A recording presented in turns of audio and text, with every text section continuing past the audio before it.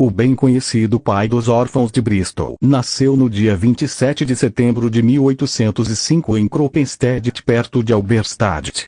O seu pai mimou a ele e o irmão dele de tal forma que Georg se tornou um mentiroso, caloteiro e até mesmo beberrão, e isso já no tempo de sua meninice. Depois de ter vivido na USA juventude totalmente sem Deus e no caos, ele havia de estudar teologia protestante conforme a vontade de seu pai. Durante os seus estudos em Ali-Saale, ele tinha o seu primeiro encontro profundo com a misericórdia de Deus em uma reunião caseira de pessoas salvas, para a qual foi convidado, por um amigo de estudos. A sua vida, então, mudou de uma vez. Agora orava muito, lia a palavra de Deus e amava aos discípulos de Jesus dos quais antes escarnecia. Logo despertou nesse recém-nascido de novo o desejo de servir ao Senhor no campo missionário. Porém, haviam de passar ainda alguns anos, antes que chegasse, na primavera de 1829, a Londres por meio do professor Toluck, para ali ser instruído na Sociedade para a Missão Judaica. Durante uma estadia para lazer na cidade de Teignmouth, ele chegou a conhecer Henry Craik, que durante muitos anos havia de ser o seu amigo e colaborador. Tanto Henry Craik como Georg Müller tinham Anthony Norris Groves em alta estima. O entendimento desse o fortaleciam no propósito de sujeitar completamente as circunstâncias de sua vida à vontade de Deus. Por isso, algum tempo depois de sua volta a Londres, Georg Müller expressou o seu desejo de trabalhar sem salário regular diante daquela sociedade missionária, e isso quando e onde o Senhor lhe mostraria. Recebeu uma resposta gentil, porém negativa e assim, no final do ano de 1829, ele desatou seus laços.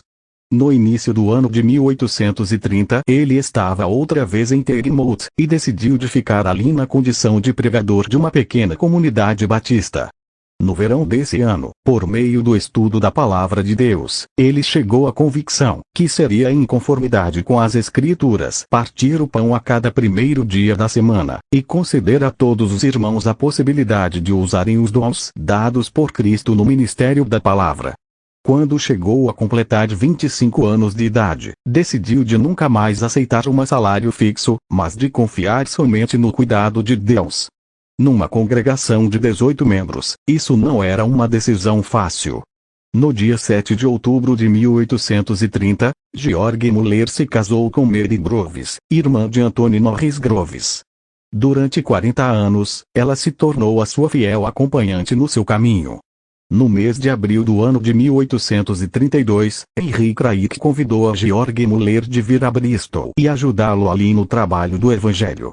Georg Müller foi, e juntamente os dois voltaram a Teignmouth, para examinar com calma diante do Senhor, para onde iria o seu futuro caminho. Depois de muitas orações e um exame perscrutador diante do Senhor, ambos deixaram Teignmouth para sempre e mudaram-se para Bristol em maio de 1832. Ali, Henry Craik assumiu o ministério na Capela Gideão e Georg Müller na maior, porém vazia Capela Bethesda. Ali esforçaram-se a praticar a verdade reconhecida. Quando no dia 13 de agosto de 1832, à noite, Müller, Craik, um outro irmão e mais 4 irmãs haviam se reunido de maneira simples, Georg Müller escreveu em seu diário que isso aconteceu sem estatuto algum, somente com o desejo de agir conforme agradaria ao Senhor, dar-nos luz por meio de sua palavra. Embora essa comunidade mantivesse ainda algumas características eclesiásticas, ainda assim aprovava os princípios já realizados por irmãos em outras localidades. Em primeiro lugar estavam a autoridade da palavra de Deus e a separação do mundo. A cada domingo partiram o pão e por ocasião da pregação da palavra, todos se colocaram debaixo da direção do Espírito Santo, embora Georg Müller e Henry Craik estivessem conhecidos como líderes espirituais e pregadores da pequena assembleia. Ambos, porém, não eram pregadores empregados e não recebiam salário fixo. No mês de outubro de 1832, John Nelson Darby fazia ali uma primeira visita. Ele se refere a ela numa carta que data do dia 15 de outubro. Pregamos em ambas as capelas. O Senhor está operando ali uma obra notável e, assim espero, os nossos amados irmãos MLC serão ricamente abençoados ali. Desejaria apenas que o princípio da comunhão aberta fosse mais observado. Naqueles anos, o trabalho em Bristol foi ricamente abençoado. O pequeno grupo de salvos cresceu em pouco tempo tão rapidamente, que as duas assembleias, unidas no ano 1837, se compuseram de 668 pessoas no ano 1844. O estado social deplorável em Bristol deu muito trabalho a George Muller. Embora possuísse apenas poucos recursos e não tivesse alguma renda regular, deu tudo o que tinha aos pobres. Em 1833, começou a ir de manhã cedo às ruas, para chamar as crianças pobres. A todos deu um pedaço de pão e as instruiu em seguida, durante mais ou menos uma hora, na leitura e na Bíblia. Mais tarde, fazia o mesmo com adultos. No ano 1834 fundou, juntamente com Henry Craik, a Instituição para a Propagação do Conhecimento das Escrituras na Inglaterra e no exterior, cuja finalidade era a fundação de escolas cristãs, a divulgação das Sagradas Escrituras e o apoio à missão com base na fé. Essas obras só deviam ter funcionários salvos e não devia-se receber dinheiro da parte de incrédulos, nem fazer empréstimos. Sem capital inicial algum, essa obra foi iniciada pela fé. Porém, no início do ano de 1835, a instituição já estava com 5 escolas funcionando. No final do ano 1835, George Muller decidiu fundar um orfanato conforme o modelo dos orfanatos de Frank Keighley. Já no abril de 1836, estava em condições de receber os primeiros órfãos. Assim se iniciou o milagre de Bristol, que se expandiu tanto ao ponto de se tornar um enorme empreendimento com 2.000 crianças em 5 grandes casas. Desde o início, George Muller tomou por princípio 2 coisas. 1. Nunca pediria ajuda de homem algum, mas somente de seu Deus e Pai. 2. Nunca comunicaria a uma pessoa externa sua atual situação financeira, independente de que grande seria a necessidade. Era o seu propósito de não apenas ajudar aos órfãos, mas alguns anos mais tarde, o contrário era o caso. No ano de 1848, a congregação de Bethesda, debaixo da liderança de George Muller e Henry Craik, se tornou o motivo conhecido e triste de uma divisão entre os irmãos, porque ali não reconheciam que por ensinar heresias em Plymouth ou em outro lugar, nós como congregação somos obrigados a examiná-las extraído da comumente chamada Carta dos 10, em que a Assembleia em Bristol expôs os seus princípios. Mais detalhes podem ser obtidos por meio do livro Os Irmãos, como são chamados, por Andrew Miller e publicado pela editora DLC Depósito de Literatura Cristã, Diadema/SP. A continuação da posição anti-escriturística dos Irmãos Abertos/Irmãos Livres/Igreja Cristã Evangélica Casa de Oração nessa questão importante também se manifesta em uma carta de George Muller procedente do ano 1872. Admitimos a todos aqueles que amam ao Senhor Jesus e, a princípio, são sadios na fé, embora não sejam capazes na medida como nós o gostaríamos ver de deixar certas pessoas, pontos de vista ou sistemas. Pretendemos de continuar assim, porque consideramos a ordem de Deus, veja Romanos 15, 7.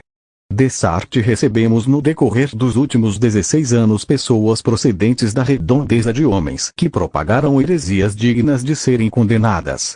Porém, nós examinamos tais pessoas e, conforme elas próprias eram ou são ou não na doutrina, as recebemos ou as rejeitamos. A palavra de Deus, porém, nos diz: se alguém vem ter convosco, e não traz esta doutrina, não o recebais em casa, nem tampouco o saúdeis. Porque quem o saúda tem parte nas suas más obras segundo João 10 e 11. Compare 1 Coríntios 6 e 17, 7, 1 e 2 Timóteo 2, 20 e 21. Também fortalecer a fé dos filhos de Deus e mostrar aos incrédulos que Deus até mesmo hoje ainda ouve orações. A fé de George Muller foi ricamente recompensada. Logo entraram tantas doações que rapidamente podia construir uma segunda e um ano mais tarde uma terceira casa. Nunca precisou de desviar de seus princípios, nem ele nem os seus colaboradores, embora a necessidade anual de dinheiro fosse finalmente 30.000,00 libras esterlinas. Deus, a quem só comunicaram as suas necessidades, nunca os abandonou. As experiências de fé feitas por Georg Müller durante os 65 anos, em que podia se ocupar com essa obra, enchem livros inteiros. Havia as pessoas que pouco compreensíveis inquiriam a Georg Müller quanto às suas orações maravilhosamente atendidas. Ele lhes mostrava 5 pontos de como se aproximar de Deus. Primeiro, confiança plena na obra e mediação do Senhor Jesus como base de nossa aproximação a Deus. Segundo, separação de qualquer pecado consciente. Terceiro, fé na palavra da promessa de Deus. Quarto, pedir conforme a sua vontade, e tendo motivos espirituais e não para consumirmos aquilo que pedimos em nossas concupiscências. Quinto, persistir na oração, no esperar e na perseverança. Georg Müller tinha uma visão clara para a interligação entre a oração e uma vida em santidade e se esforçava a sempre de novo demonstrar esse importante princípio tanto em palavra como por escrito. Parece que Georg Müller fez diversas visitas no continente e também na Alemanha por volta do ano de 1840. Mais ou menos em 1841, uma senhora alemã procedente do estado de Württemberg o visitou. Ele lhe deu os primeiros 2 volumes de seu diário já impresso em inglês. A leitura desses volumes se tornou no impulso de sua conversão e ela tinha o desejo de traduzi-los para o alemão. Em Stuttgart, ela encontrou uma pequena congregação batista, onde foi batizada e recebida como membro. Em maio de 1843, ela convidou Georg Müller para uma visita a Stuttgart. Depois de o Senhor ter resolvido também o lado financeiro dessa viagem por meio de uma doação generosa, Georg Müller e sua esposa foram à Alemanha no mês de agosto de 1843 e ali ficou até março do ano conseguinte. Imediatamente recebeu a oportunidade, da parte da Congregação Batista de Stuttgart, de pregar tanto aos domingos como a todos os dias da semana. O seu ministério doutrinário, porém, não foi bem recebido por todos os membros daquela congregação. Quando no dia 3 de setembro chegou outra vez a ocasião de se celebrar a Ceia do Senhor, um grupo liderado pelo presbítero Schaffler pensava que Georg Müller não podia participar da ceia enquanto um outro grupo desejava ter comunhão com ele. Embora Georg Müller tentasse sinceramente evitar um cisma da congregação por causa dessa questão, uma divisão foi inevitável. Na noite desse mesmo dia, 17 pessoas celebraram a Ceia do Senhor numa residência particular, entre elas 2 irmãos suíços, dos quais Georg Müller escreveu que conheceram o caminho da verdade por meio de nosso irmão John Nelson Darby. Assim surgiu no sul da Alemanha um ajuntamento na condição de igreja com base bíblica por meio dessa divisão. Georg Müller justificava a divisão, dizendo que aquela congregação batista seguia princípios sectários por ligar o batismo ao novo nascimento e por recusar comunhão com todos os salvos que tivessem recebido o batismo da fé. Georg Müller se dedicou, então, completamente ao serviço no meio desse pequeno grupo. Foi difícil para eles, acostumados como eram com o ofício do pregador, se submeter à livre operação do Espírito Santo, que faz uso de quem ele quer. A cada domingo se partia o pão. No fim de sua estadia, a congregação havia crescido para 25 pessoas. Nesse meio tempo, Georg Müller distribuiu folhetos e falava com as pessoas que encontrava.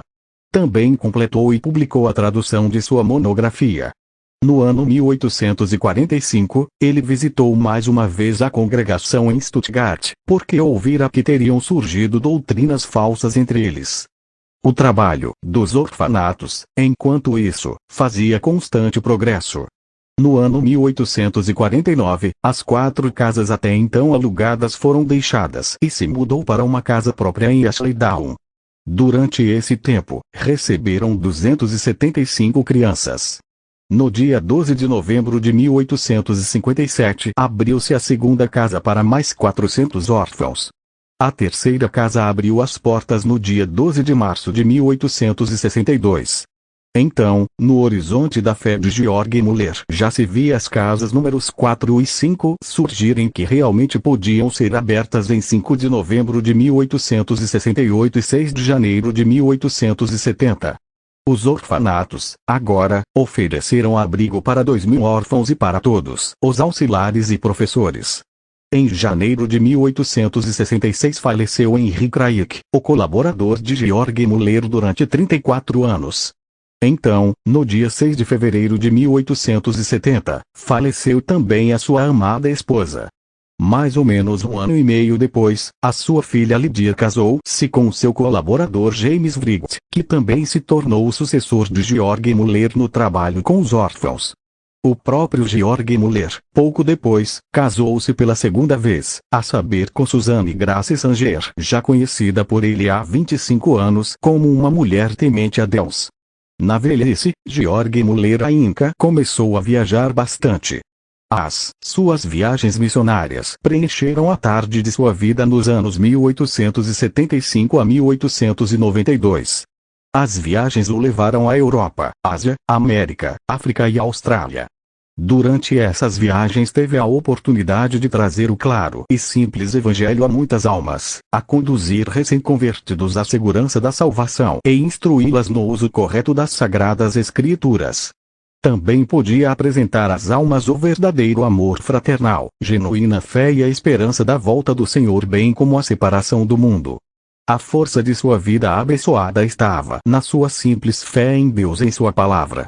Ele amava essa palavra, e não a lia apenas em certas circunstâncias, mas em toda e qualquer oportunidade que se lhe oferecia. Ele agiu em conformidade com ela e sempre a achou confirmada em toda a sua longa vida. As doações que entraram durante a sua vida como respostas às suas orações a favor do trabalho com os órfãos, chegaram a somar bem mais do que 1 milhão de libras esterlina. Além disso, recebeu quase 400.000,00 libras de doações para a distribuição de bíblias e folhetos, bem como para o sustento de sua obra missionária. Costumava dizer muitas vezes: "Sou um homem feliz."